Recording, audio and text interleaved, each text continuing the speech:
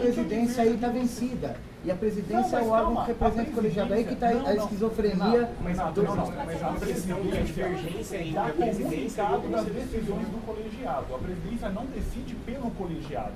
Ela dá comunicado, dá publicidade às decisões do colegiado.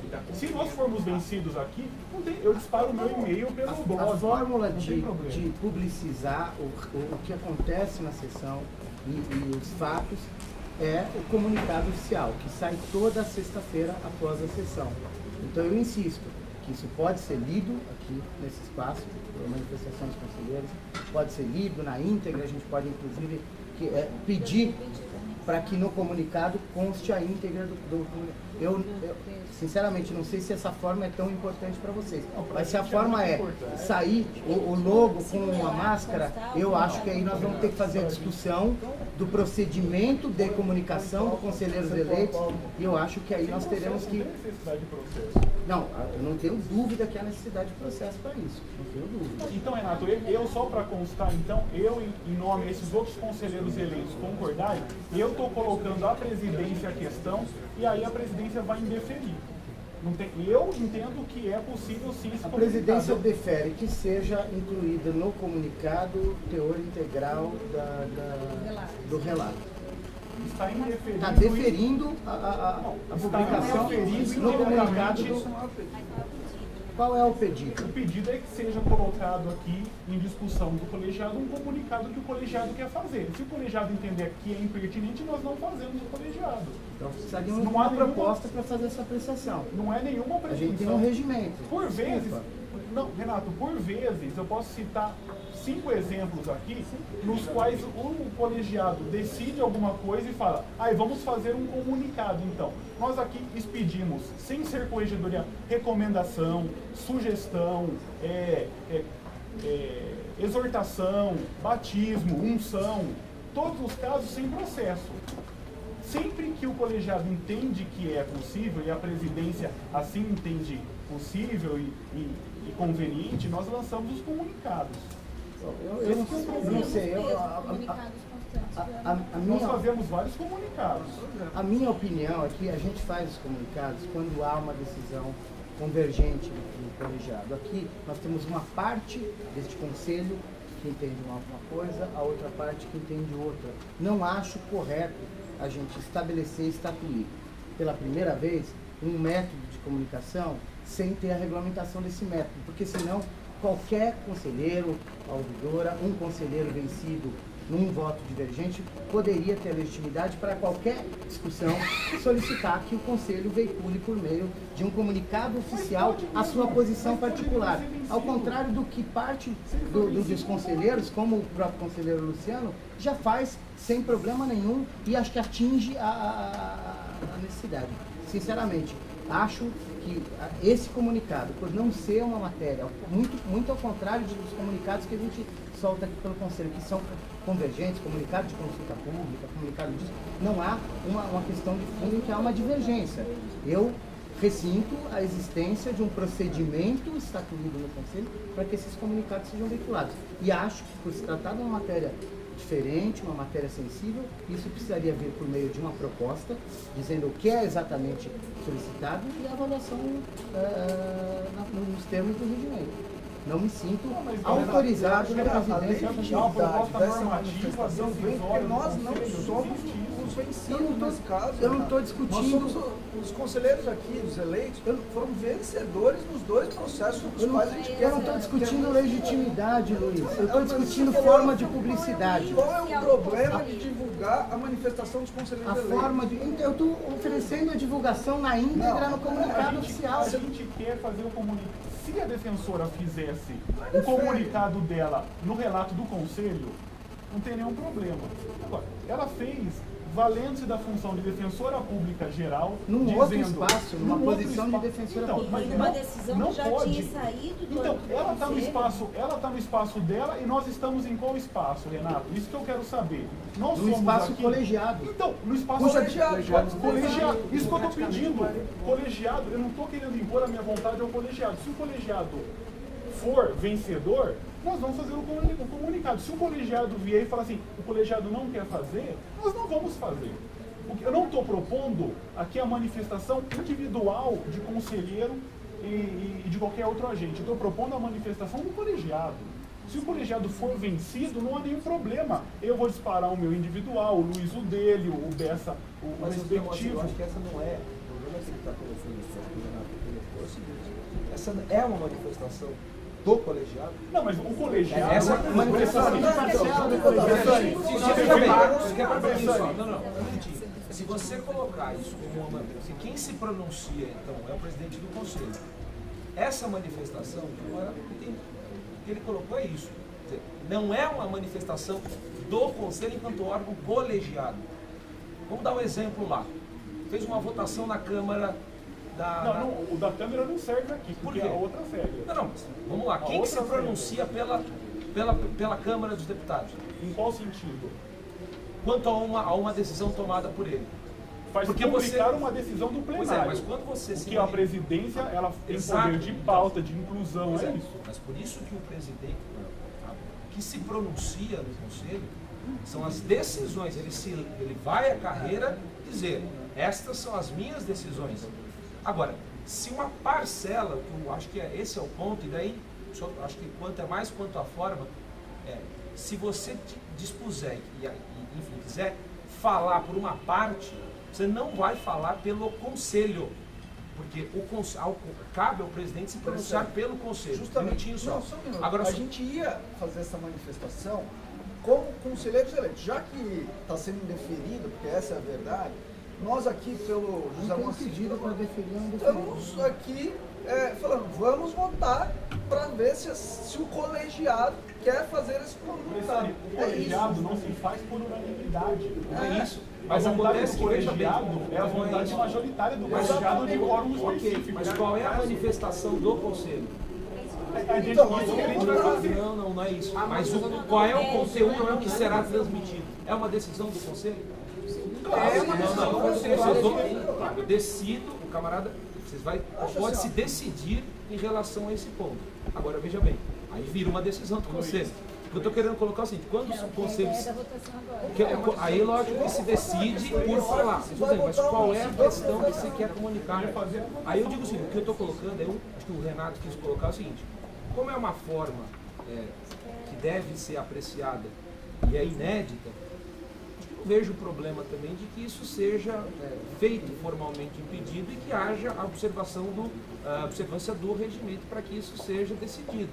Agora, o que eu estou querendo colocar assim, lógico que se decidirá aqui, vai virar uma decisão do conselho e, portanto, o conselho transmite a sua decisão. Mas por isso nós fizemos comunicados aqui, independentemente de processo. Consensuais. Eu fui vencido, porque eu não queria recomendar. Renato, eu por vezes aqui, em relação a 2 casos da Barra Funda, eu não quis recomendar nada ao colega e fui vencido e saiu. O Conselho Superior recomenda, por maioria. E não constou lá, eu fui vencido, não há nenhum problema. Renato, por esse raciocínio colocado pelo Luiz, o Conselho somente poderia emitir comunicados caso houvesse concordância da presidência. Os comunicados, eles se dão no bojo da discussão do processo. Eu estou trazendo uma questão regimental e me admira que alguns conselheiros tão apegados ao regimento aqui, que trazem isso. O presidente ele tem a obrigação de pôr em discussão e votação o que está na ordem do dia. Não chegou um pedido a essa presidência para que sequer eu pudesse excepcionar a pauta, para que eu pudesse inverter a pauta, para que eu pudesse... A publicidade dessa decisão do colegiado se deu oportunamente com a publicação da ata, do extrato da ata, se deu com o relato do conselho, e eu sinceramente acho que é um cavalo de batalha que os conselheiros estão trazendo para me colocar numa situação difícil com o presidente, de inovação de uma política de comunicação que cabe uma definição macro. Como é a política de comunicação dos atos do conselho? Nós publicamos o DO, por ser essencial a validade desse ato, nós fazemos um relato. Esse relato pode albergar, se os conselheiros fizerem a leitura, a íntegra dessa manifestação, como eu disse. Agora, não acho razoável que a gente, sem ter o contorno de como se dá essa comunicação, então, de matérias em que não há o consenso, que a gente insista que a presidência seja obrigada, sem haver um pedido formal, sem haver os contornos disso, sem eu saber o que é isso, é o brasão, é verde, é azul, é amarelo, de que forma vai se dar essa máscara, como se dá isso, sem que eu possa pelo menos avaliar qual é esse pedido, eventualmente fazer uma manifestação, uma análise disso dentro de uma política de comunicação. Não estou me negando a publicizar nada que aqui está sendo tratado da forma como é publicizada, com um relato que tenta ser fidedigno, que tenta retratar tudo que foi discutido e trazido aqui pelos conselheiros. Agora, se isso não contenta, eu infelizmente não tenho nem como decidir. Eu não tenho como colocar em discussão uma matéria que não está na ordem do dia. Isso é regimental. O artigo 15, você falou do regimento interno, o artigo 15 fala que é competência dos conselheiros apresentar por escrito e justificadamente propostas sobre assuntos de competência do Conselho a serem discutidos e votados na ordem do dia. Esse artigo é perfeito. Perfeito. Por isso, como é que você pode repetir a leitura, fazer a leitura? Qualquer questão. Então, faça a leitura do inciso para mim. O Conselho pode votar esse requerimento, se ele vai ser incluído ou não na ordem do dia. Posso pedir a leitura? Apresentar por escrito e justificadamente. Então, por favor. Está aqui o nosso pedido por escrito. Nós vamos protocolar e vamos distribuir. No artigo do regimento que fala Vamos que é protocolar, distribuir para o relator e a gente coloca, se for o caso, se os conselheiros entenderem, a gente recepciona a pauta para fazer essa avaliação e entrar na discussão na ordem do dia. Sem dúvida. Sem dúvida. Tá? Tem que protocolar e distribuir, gente. É um pedido por escrito. Você trouxe aqui a solução. Uma questão de ordem. É um pedido. Estão submetendo um pedido. É questão de ordem.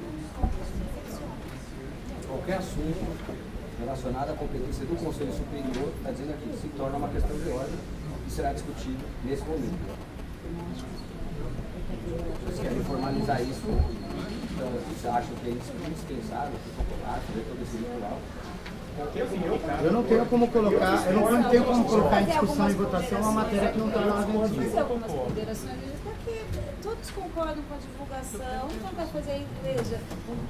Vocês pretendem a divulgação disso o mais rápido possível, se isso vai ser distribuído para relator, tudo bem, vota, sempre tem direito à vista. Não precisa, a gente não precisa levar a esse ponto. Veja, para que fazer? Vamos tentar solucionar isso da forma mais... corriqueiro do Conselho dos comunicados, eu me renderia a ele. Mas você sabe que não é assim. Você sabe que os comunicados nascem aqui da discussão no Conselho, independentemente de qualquer procedimento específico para tanto. Então, eu entendo a situação da presidência, mas eu não acho assim. Não é suficiente a gente encaminhar isso no relato? Veja, pensem bem. Não é. Por que não? Já falamos aqui, né, Diana? Eu acho que é uma questão de paralelismo, né, com a forma utilizada pela Defensora Pública Geral. A Defensora Pública Geral deu a decisão fora do âmbito do Conselho. Ela comunicou uma decisão de gestão pelo descumprimento, explicando as razões dela para o descumprimento. Ela não estava se falando ali, como bem disse José Moacir, como presidente do Conselho Superior. Mas veja, a situação ali, eu entendo a situação dela, mas ela, para expor a situação da Defensora Pública Geral, ela teve que citar que o Conselho cometeu ato ilegal. Como que um órgão colegiado da mesma instituição é declarado... Não, Juliana, está falando aqui de como foi feito formalmente. Como que um órgão colegiado pode ouvir da Defensora Pública Geral que ele incorreu em ilegalidade e ela está salvaguardando a legalidade dentro da instituição e esse órgão, de maneira legítima, não pode dar uma resposta à carreira? Pode? Então, eu quero o colegiado dar uma resposta à carreira. Se havia empecilho, como a presidência falou que havia necessidade de um processo atuado, na verdade não é bem processo, qualquer tipo de deliberação pode ser tomada desde que conste da ordem do dia. Então ele apresentou o caminho adequado, se eles querem prorrogar uma discussão desse porte que só vai crescer e causar mais desgaste para todos, seguindo o ritual proposto pela presidência, particularmente... É a forma que a presidência vê de encaminhamento da questão. Semana que vem será votado isso como uma presidência que não esteja na ordem do dia. Se o processo for distribuído agora para o relator, vocês fiquem à vontade na discussão da ordem do dia de recepcionar a pauta e a presidência já adianta que vai pedir vista do processo. Eu só queria constar aqui que todos os conselheiros eleitos concordaram por e-mail E agora não há como assinar, todos assinarem, porque temos 2 conselheiros ausentes, né? A Franciane e o Rafael Bernassi. Vou fazer aqui com autorização. Não, vou fazer. Acho que não é. Não sei, né? Porque agora vai para um relator, Se quiser, a quem gente sabe, pode né? também, não sei, certificar e dar Sinto fé da livre autenticidade. aqui, até na possibilidade de manifestação sobre essa questão posterior. Porque Vamos ler, Renato, mas começou não é, pedindo Juliana, o presidente é que que está eu aqui. ouvi os conselheiros, O Juliana. presidente que está aqui pedindo a compreensão para discutir isso segunda-feira, quando a defensora geral estaria. Bom, também não vamos Não, vamos fazer exagerar na sua prática Eu segunda-feira. concordo plenamente com o Renato quanto ao fato de que não cabe ao conselheiro querer se manifestar como colegiado de maneira isolada. O que eu estou propondo é a votação do colegiado. Não tem o menor sentido isso. Bom, acho que diante do cenário aí, estou apresentando um pedido formal e eu vou ler o pedido. Né? Você vai ler? Eu vou protocolar, mas agora vai ler. Não, peraí. A Daniela pediu para analisar isso, é isso? Não, a Daniela não Ah, foi não. comunicado sobre isso. Ah, não, porque então eu ninguém entendi que você pediu para Renato, conversar com a ela primeira segunda. sugestão do Renato foi: caminhamos no relato do conselho, se possível, vocês tratam disso a partir de segunda-feira, e foi exatamente compreendam a situação do presidente, ele usou ainda o interino. A minha sugestão, se Podia ter Encaminharia isso para a Daniela e a gente... a gente dialoga com ela segunda-feira, eu não me sinto à vontade para tomar essa decisão aqui, sem o aval da defensora pública. Algum outro escrito, conselheiro? Ainda na manifestação dos conselheiros? Então, por favor, está com a palavra.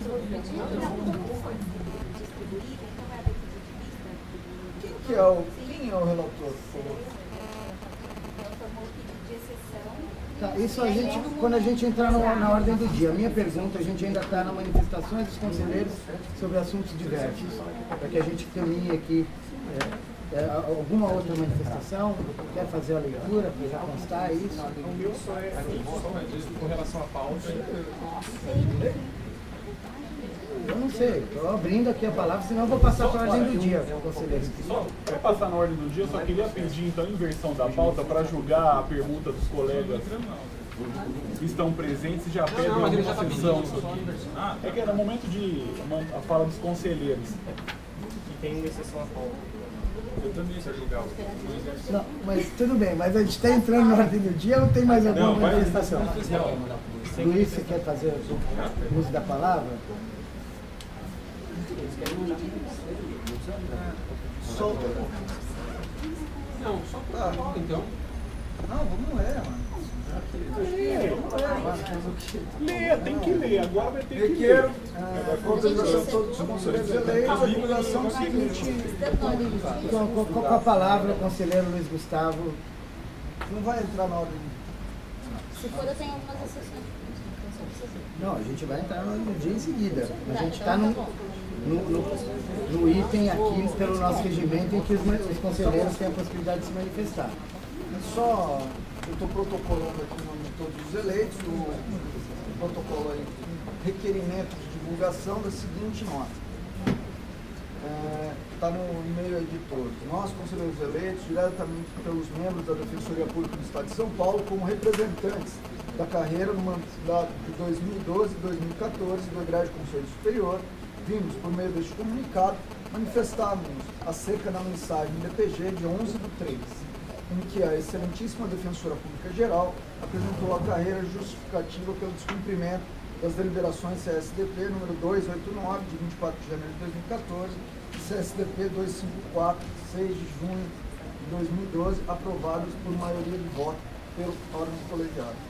Inicialmente, lamentamos mais uma vez a postura adotada pelo excelentíssimo presidente do Conselho Superior de não dar cumprimento à deliberação aprovada pelo órgão deliberativo que ela mesma preside, em desrespeito à instância máxima e democrática da carreira. Tal conduta, além de contrariar princípios norteadores da democracia, como a observância da vontade manifestada pela maioria com atribuição para deliberar, acaba por criar na instituição desnecessário ambiente de conflito entre os órgãos da administração superior, assim como certa crise de coercibilidade sobre a força normativa das deliberações do Conselho Superior. Mostra-se, por conseguinte, afrontosa aos próprios ditames da Lei Complementar 98 de 2006, que atribui ao Conselho o exercício do poder normativo no âmbito da Defensoria Pública do Estado, artigo 31, inciso 3, cabendo ao presidente do órgão, nos termos do artigo 13, inciso 2 de seu regimento interno, apenas dar cumprimento às suas deliberações. Em verdade, a legalidade das deliberações do Conselho Superior é presumida, não dependendo da chancela da Defensoria Pública Geral ou de sua assessoria jurídica. Isso porque a presunção de legalidade, em outros termos, a vigência das deliberações, advém da essência do poder normativo cogente que a Lei Complementar 988 atribuiu ao colegiado, sendo que, do contrário, não haveria vinculação administrativa de quaisquer dos órgãos da Defensoria Pública, sejam de administração ou de execução, às normas expedidas pelo Conselho Superior. Aliás, é bom ressaltar que a questão não se altera pelo fato de as deliberações do Conselho envolverem eventual dispêndio de verbas, haja vista que não há na Lei Complementar 988 qualquer restrição nesse sentido. Tanto é verdade que há pouco tempo a Defensora Pública Geral, mais uma vez à revelia de qualquer discussão democrática entre os membros da instituição, enviou ao governador do Estado proposta de alteração da nossa lei orgânica para que passe a prever que o CSDP somente poderá deliberar sobre assunto que envolva dispêndio de recursos em caso de proposta feita pela Defensoria Pública Geral. Nesses termos, tendo em conta que os atos administrativos não podem se pautar por lege ferrenda, o único modo jurídico e democrático para que eventual discordância com as deliberações CSDP 289 e 254 fosse externado pela Defensoria Pública Geral seria a judicialização por este órgão das questões, o que evitaria, inclusive, a exposição pessoal dos diversos defensores públicos prejudicados pelo descumprimento das indigitadas normas. Por fim, cumpre esclarecer que, diferentemente do alegado, os fundamentos jurídicos de ambas as deliberações são sólidos e dão plena segurança para sua implementação, sua imediata implementação. Se não vejamos, deliberação 289, vídeo voto do relator anexo. A deliberação partiu da constatação de que a remuneração aumentada por serviços extraordinários, ou seja, por trabalho desenvolvido comprovadamente para além da carga horária legalmente imposta, 40 horas semanais em jornada integral diária, artigo 85 da Lei Complementar 98, é direito social fundamental previsto no artigo 7º, inciso 16 da Constituição, que foi, assim como os direitos sociais ao recebimento do 13º salário do 1/3 constitucional de férias, artigo 7º, os incisos 8º e 17, estendidos a todos os servidores públicos pelo artigo 39, parágrafo 3º da Constituição.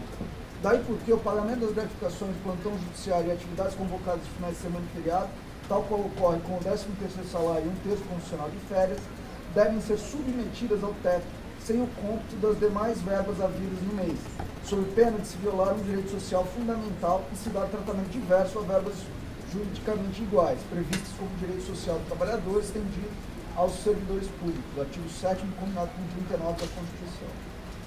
Cabe ressaltar por oportuno que a adequação jurídica em questão é atestada na doutrina administrativista, em decisões administrativas, vide resolução do CNJ número 14 e relatório de auditoria TCU número 19/100/2009, dígito 4, em decisões judiciais, de apelação civil 2010-065574, inciso 1 do TJ Santa Catarina. Justamente por isso, dentro do processo democrático que foi submetido, a deliberação 289 foi aprovada com um voto favorável não apenas dos conselheiros eleitos, como também da Corregedoria Geral, o que demonstra a maturidade e seriedade da medida. Deliberação 254, de 6 de junho de 2012, de voto da relatora anexo.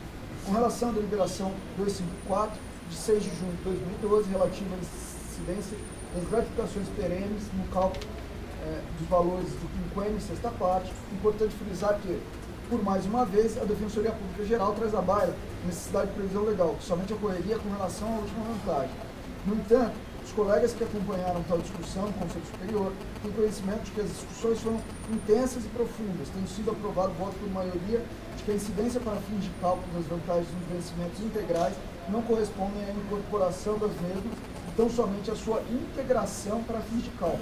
Melhor explicando, a fim de se recordar o cerne da discussão, o parecer da assessoria jurídica, que dá base ao entendimento da Defensoria Pública Geral, confunde incorporação com integralização, e por isso defende a necessidade de previsão legal que que não reconhecia nem mesmo para fins de cálculo da sexta parte, mas que, após, passou a reconhecer.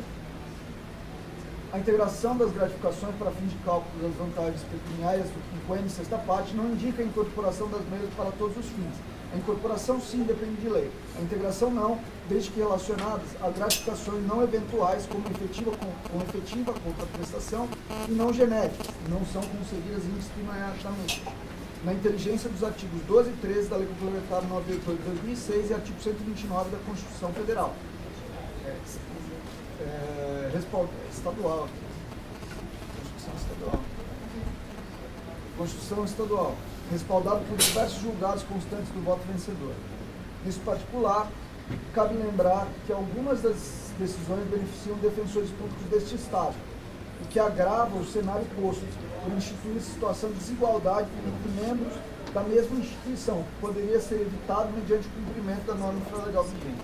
Em suma, retornar à discussão da ausência de norma legal, tal como proposto de forma singela no comunicado supramencionado, é reduzir o trabalho técnico desenvolvido pelos conselheiros, que proferiram votos vencedores, e fazer crer que desconhecem a lei, suas atribuições e responsabilidades decorrentes da função que exerce dentro da instituição. São Paulo, 20 de fevereiro de 2014, Luiz Gustavo Fontanete Alves da Silva, Fabiana Botelho Zapata, Rafael Valivernaschi, José Moacir Toreto Nascimento, Bruno Ricardo Miragaia Souza, Franciane de Fátima Marques, Rafael Bessi Yamamura, Luciano Alencar Negrão Casella. Alguma outra manifestação, conselheiros? Dizer que o texto é muito bom, muito bem redigido e reflete exatamente o que eu penso e lamentar que ele não seja publicado pelo Conselho Superior. Alguma outra manifestação? Inscrito? Então passamos para a ordem do dia. Peço para os conselheiros que me lembrem aqui quais são os pedidos de exceção e inversão. No inversão 108 de 2014. Espera só um pouquinho, vamos anotar, deixa eu achar aqui, 108 de 2014. Para a gente poder alforriar os colegas. 108 é da Gabriela e do Felipe, né? Isso. Então, vamos colocar ele como primeiro da pauta. Se me permite, eu tenho uma exceção que é muito rápida. O meu exceção, eu nem sei o número do processo, concurso de promoção do nível 3 para o 4 do exercício de 2013. Está na pauta? Não está na pauta, é uma pauta. exceção, mas é coisa de 1 segundo só para eu explicar e já estou em votação. Tá? Não tem nem bonito e voto escrito. Concurso de promoção como exceção. Aquilo estava certo? Aquele erro estava certo? Qual? 138 é esse pedido protocolado. Presidente, 09 de Pedido de 2014. publicação de nota. Espera só um pouquinho. Então vamos lá, o que mais? Presidente, 09 de 2014, sobre o processo eleitoral. É uma consulta da comissão eleitoral. É Sem inversão importantíssimo. também. Com prioridade, presidente. Isso é importante a gente... 09 de 2014. Tem uma inversão. Deixa eu falar. Não, vai ficar parecendo Não é inversão, é exceção. Não, esse é exceção. Exceção, inclusão na pauta aqui. Mais um que é do processo eleitoral. Renato, Vamos lá. exceção também. Exceção. 130 de 2014, um pedido de afastamento. Eu vou fazer um pedido até Não é exceção. em respeito aos defensores que estão aguardando aqui, para a gente votar primeiro. Ah, é? Vamos tentar definir a pauta, pelo menos os primeiros processos da pauta. inversão. Qual que é a sua versão? 123/2014. 123 de 2014, é o da Soraya, né? A gente ainda tem, olha, da EDEP, o 121 de 2014 e tem outro afastamento aqui para cursar disciplina prática, o 253 de 2013. 253 2013, tem que estar na exceção, esse é meu. Tem que estar formatório. 253 de 2013 e tem, Mas o meu também está na pauta. tem o estágio probatório, que é hoje quem tem que apreciar, né? Tá na pauta esse da Franciane? Eu vi o e-mail dela, não achei na pauta. Ah, está. Na Qual que é, penúltima, 32/11. 32. A última folha. Negrito. Na última folha ou penúltima? Tem o meu também, penúltimo. O primeiro, que é o meu. Tá, ok, 32/11. E o 14, Renato, também quinto relatório meu. O 14 de 2011, do Bruno Parisi. Tem mas é bom. Então vamos lá, gente. Ó, a gente começa por esses, vê o nosso horário aqui, possivelmente não dê para avançar em outras questões aqui, já são meio de inversão por conta da urgência do 09. Não, o 09 está na lista, ó. Então eu vou dizer o que a gente vai apreciar, começando com o Felipe e a Gabriela. Então, se deleitando com os nossos debates de hoje, nessa oportunidade única. Depois disso, a gente vai para o processo eleitoral, que é o 09. Então, o meu tem um segundo. Vai entrar.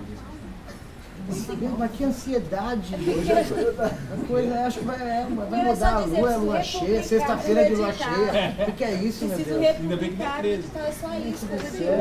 Só faltava ser 13. A lua tá passando, então, a lua tá passando. Proposta vai da mudar, presidência, proposta da presidência. Começamos em respeito e deferência aos nossos colegas nobilíssimos, Gabriela e Felipe, com o processo deles. Em seguida, 09, depois da Juliana, que senão ela vai ficar nervosa. Tudo bem, mas é uma matéria importante, que os conselheiros suscitaram dúvidas em relação a isso, com razão, então ela vai ter que explicar direitinho. Então vamos lá. Estamos então com um processo. Isso. Qual que é mesmo? Afastamento que eu tenho que julgar, não tem novo. Tá na vibe? 108. 108 108 2014. Interessado Gabriela Galete Pimenta e Felipe Rotes de Macedo Cunha. Assunto remoção por permuta, 12ª Defensoria Pública e terceira, ambas da Macro-Região 1. Relator conselheiro José Macedo Leite Nascimento. Foi prorrogado na última sessão, já houve manifestações, não é isso? Já publicamos o edital para manifestações. Com a palavra, conselheiro. Publicado o edital obrigatório de deliberação, da deliberação de regência, nenhum interessado se manifestou, como certificou a Secretaria. Assim, realizados os atos formais constantes nas normas, estando o pedido de permuta em ordem, voto pelo seu acolhimento como proposto. Então, dessa maneira, a sub sempre pedem, né, para que seja feita essa anotação. O colega Felipe, lotado na terceira Defensoria Geral, Macro-Região 1, Unidade DIPO, permuta com a colega Gabriela, que está classificada na 12ª Defensoria Geral, Macro-Região 1. Perfeito? Hoje é a unidade da Fazenda Pública. Então, o Felipe, que está no DIPO, vai para a Fazenda, a Gabriela, que está na Fazenda, vai para o DIPO. Em discussão? Em votação, se estiverem de acordo com o conselheiro, permaneçam como estão. Então, por unanimidade, é aprovada a remoção por permuta dos colegas Gabriela Galete Pimenta e Felipe Rotes Macedo Cunha. Espero que tenham uma boa experiência. Devem se remover na remoção grande em breve. Pode ser? Muito bom. Seguindo, então, mais uma exceção, a pauta, CSDP 09-2014. Interessada é a primeira Subdefensoria Pública Geral do Estado. O assunto é a proposta de deliberação que estabelece o calendário de processo de eleição do Defensor Público Geral dos membros do CSDP. A relatora é a Márcia Regina Garuti e existe uma consulta formulada pela Comissão Eleitoral a respeito dos inscritos para a candidatura ao cargo de Defensor Público Geral. Tem uma questão preliminar, que como se trata do processo eleitoral, que já está implementando, não consta da pauta isso, apesar de já saber o conteúdo da consulta, eu acho que tinha que estar na pauta do dia, principalmente porque eu sei que a proposta está de reabertura, talvez, de inscrições para cargo de prevenção de DPG. Então, eu me sentiria mais confortável se tivesse publicidade na ordem do dia relativamente a isso, a gente discutir. É que o tempo não nos permite essa dilação. Eu acho que a comissão, inclusive, faz um cronograma, apresenta uma proposta de cronograma que Eu acho que ela não pode ser alterada. A comissão está, eu não conheço também, não sei em que termos dessa consulta. Não, então, a comissão está propondo a reabertura? Sim, sim. E estabelece um cronograma para isso. Não, ela tem que propor, né? Ela faz uma consulta e diz que em caso de dependendo da posição adotada pelo colegiado, sugere A comissão faz, na verdade, uma deferência ao colegiado, que caberia a ela essa decisão. Mas prefere ouvir o colegiado até fora da atribuição consultiva. Quando tem calendário, esse calendário foi objeto de apreciação específica aqui, né? Eu também tenho dúvidas sobre o... Acho que não. Agora, a gente já discutiu, Luciano, já discutimos aqui a possibilidade de exceção. A pauta está excepcionada, eu acho que é legítimo que até os conselheiros queiram se aprofundar. Agora, a leitura do voto vai ser franqueada, até pela urgência da questão, e a gente vê como é que a gente... Porque essa matéria pode vir em recurso para o conselho, hein? A grande questão é essa tem do essa conselho, questão. porque a gente assumiria uma competência que não é nossa por hora, né? Então, a minha questão preliminar é se a gente pode excepcionar isso à pauta. Se a gente deve excepcionar isso à pauta, porque o procedimento eleitoral já está em andamento. Não há vedação regimental a isso, Luciano. É que eu vou além. Eu acho que a única vedação regimental, a exceção à pauta, é a alteração do próprio regimento, né? Mas a gente submete a exceção à votação, gostaria que fosse. Mas nós fizemos isso. A gente já fez isso. Tá, então vamos submeter a votação se nós excepcionaremos a pauta. Os que estiverem de acordo com a exceção à pauta proposta pelo conselheiro Aloysio permanecerão como estão. Os que forem contrários à exceção à pauta, de modo que isso seja publicado na próxima sessão, faça-se apreciado a partir da semana seguinte, irão se manifestar, ok? Uma dúvida sobre o encaminhamento da votação? Então, em votação, os que forem favoráveis à exceção à pauta permaneçam como estão. Então, vencido o conselheiro Luciano Caserta, foi aprovada a exceção à pauta com a palavra conselheiro Aloysio. Bem, caros conselheiros, a comissão eleitoral faz uma consulta a este conselho, a esse colegiado, uma vez que cabe ao conselho a elaboração dessa lista tríplice, artigo 31, inciso 2º da Lei Complementar 988, uma vez que houve apenas 2 inscritos para o cargo de defensor público geral. A questão trazida pela comissão é a seguinte: pode este conselho encaminhar uma lista que não seja tríplice, uma vez que a lei determina o encaminhamento de uma lista tríplice, uma vez que talvez seria, segundo a consulta, um direito público subjetivo do governador do estado, essa opção a partir de 3 nomes. E a partir dessa consulta, a comissão sugere um calendário e também a reabertura do prazo para inscrições para eventuais candidaturas para o cargo de DPG. Então, esses são Você não os mandou termos. voto, né? A mais encaminhou. Então, mas para mim, por exemplo, não chegou. Eu também não recebi. É porque ela deve ter respondido da comissão. Não, parece que foi para todos os conselheiros. Não, eu não recebi. Não? Então faltou outro pessoal. Eu não recebi. O documento é colocando exatamente da maneira como Não, a o consulta Aloysio eu recebi, não recebi o voto da Márcia. Ah, Eu não, recebi o nenhuma voto das não duas é. conselheiros. Eu não recebi nada. Eu vou encaminhar, vocês querem que eu encaminhe, Luciano? Por favor. Sim, alguns julgados, mas não Hoje sim, teve 2 candidatos. Enfim, o voto da Corregedoria Geral. Teve registrado. Perdão, Imagina. Do fato normativo pode surgir qualquer coisa da cabeça do senhor governador e a assessoria respectiva ao PGE, né? Bem, o voto da conselheira da Corregedoria Geral é no sentido de que a lista tríplice consiste num direito público do governador no exercício das suas atribuições políticas, de escolher um nome dentre 3 candidatos aí, a possíveis aí, defensores públicos gerais. Inclusive, ela consta alguns julgados relativos aos tribunais eleitorais, em que há também a formação de uma lista tríplice, né, no sentido de que seria obrigatório o arrolamento de 3 nomes à autoridade que faria essa escolha.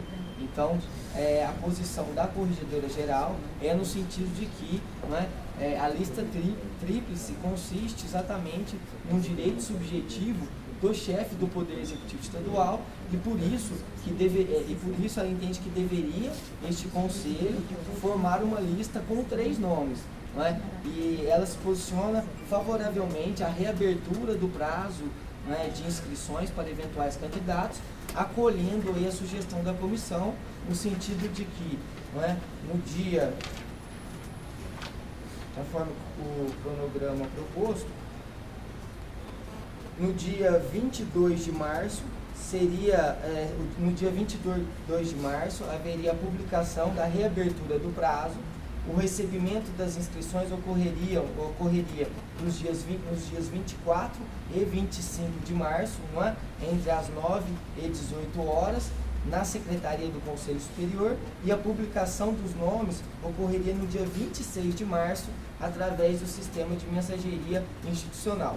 Consta ainda que os atuais candidatos inscritos não precisariam realizar uma reinscrição, mas que os seus nomes já estariam automaticamente incluídos na lista. Então, essa é a consulta da comissão e esse é o posicionamento da Corregedora Geral e submeto aí a apreciação dos colegas. Em discussão? Olha, eu quero aí louvar a preocupação da comissão eleitoral, porque a consequência de fato ela é imprevisível e cabe à comissão zelar pela regularidade do pleito. Não há, Renato, essa é uma daquelas questões que eu coloquei, por exemplo, na sessão passada, dizendo que não há uma consequência normativa expressa do que deve ser feito. E aí vai haver certamente uma construção jurídica disso. Eu acho que, como o Aloysio colocou, acho que há precedentes já na federação de devolução da lista, acho que em caso de formação do Tribunal Regional Eleitoral, devolução da lista para que seja preenchido. E pode haver a possibilidade, enquanto não houver o preenchimento, haver a manutenção do defensor público geral até que haja a formação da lista tríplice. Sem contar a possibilidade de ser direito subjetivo público, do governador indicar um terceiro, poderia daí indicar qualquer um da carreira. São coisas que não há uma norma posta e ele pode fazer a construção jurídica adequada. Então acho que é uma solução, é uma questão aí de relevo para a gente. E a sua posição?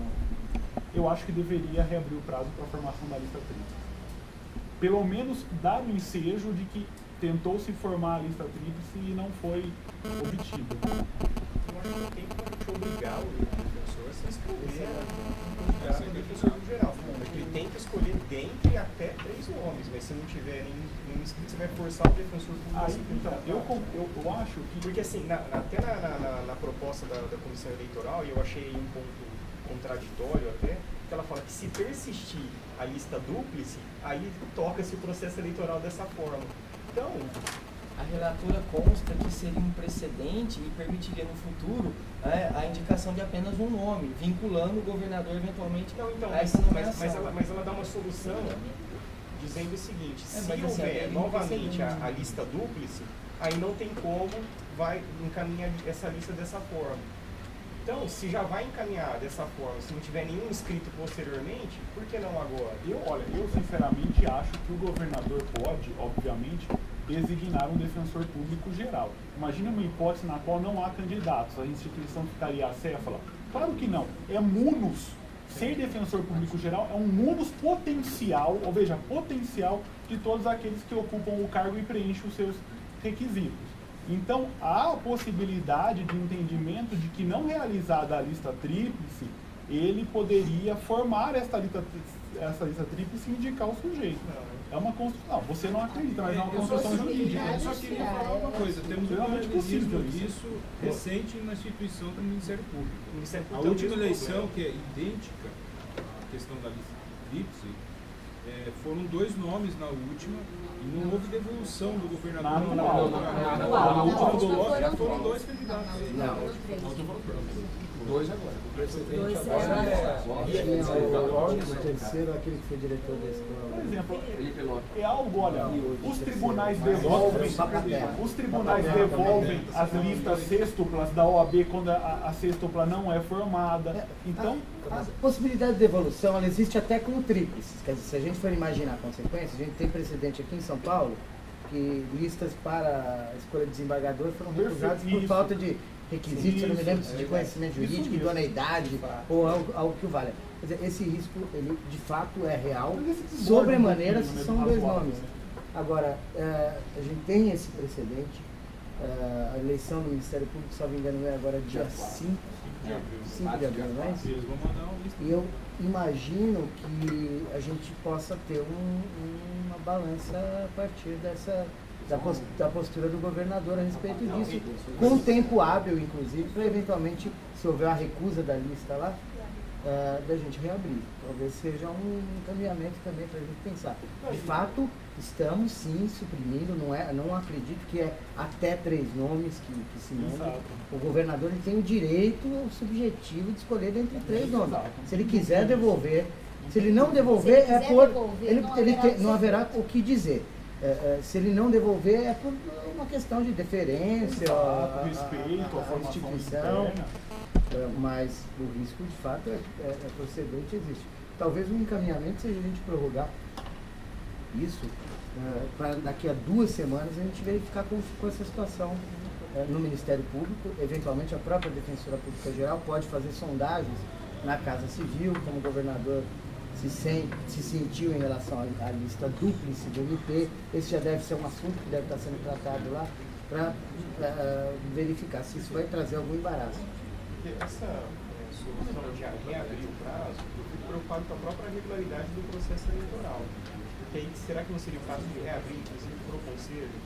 Eventualmente pode ter candidato com interesse em sair para o defensor-geral, com esse cenário. É verdade, tem esse impacto, eu não tinha pensado nisso. Então não pode desistir de disputar o Conselho para disputar o... Exatamente. Ou pode disputar os 2. vai ter que ir. Você pode sair candidato para conselho e para defensoria geral simultaneamente. Então, veja, olha, há a possibilidade, inclusive, como aqueles que não preenchem o requisito não se candidataram, eu, por exemplo, que não preencho, eu poderia colocar agora na segunda ter uma construção jurídica possível. Você, por exemplo, completar 35 anos. Vai ser mais uma matéria espinhosa para a comissão eleitoral.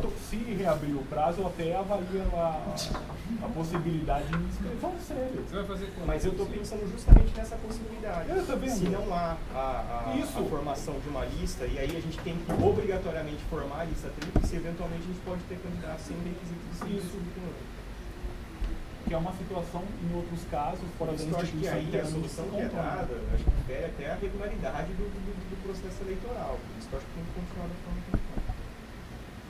E aí é um problema, não é nosso, é um problema do governador. O governador pode se tornar nosso. Eu acho que a única ponderação que eu faço é que, independente da nossa manifestação agora, ainda que o Conselho diga que não, entendo que uma lista com 2 nomes é suficiente. Isso vincula a decisão do governador? De maneira alguma. Exato. Então, também a gente está decidindo sobre o nada, né? Se ele quiser devolver, ainda que a gente se manifeste pela regularidade da lista com 2. Eu acho que mas a ponderação é política, né? Da mesma forma que nós temos o risco do governador devolver a lista tríplice, há o risco também da gente estimular por essa pressão candidatos que de repente não gostariam de assumir a Defensoria Pública Geral, estariam numa situação apenas para completar a lista e, numa eventualidade, sejam indicados e tenham que começar um trabalho sem ter primeiro se preparado para tanto, né? O que é também muito complicado para a instituição. Aí é só pesar os riscos. Aí eu acho também que o jogo já começou. E a gente mudar nesse pleito específico, acredito que não haverá nenhum tipo de problema. Tenho plena convicção. A gente não teve aí a lista tríplice por uma estratégia política dos 2 grupos, né, para não fazer a divisão de votos, certamente. Porque todos os anos sempre teve alguém que se apresentava ali para fazer a regularidade, o que era sempre importante. Sempre foi uma preocupação essa, a formação da lista tríplice. Aí daí chegou nesse momento em que não se formou. Me incomoda mesmo, o processo eleitoral já está iniciado. A gente reabrir inscrições para o processo eleitoral. Não, mas como a gente ia prever, antes de iniciar o processo eleitoral, que ia formar a lista tríplice? Não dá pra saber. Mas é estranho. É estranho, me incomoda. Mas eu voto pela reabertura. Se for em caso de volta mesmo, eu acho importante possibilitar.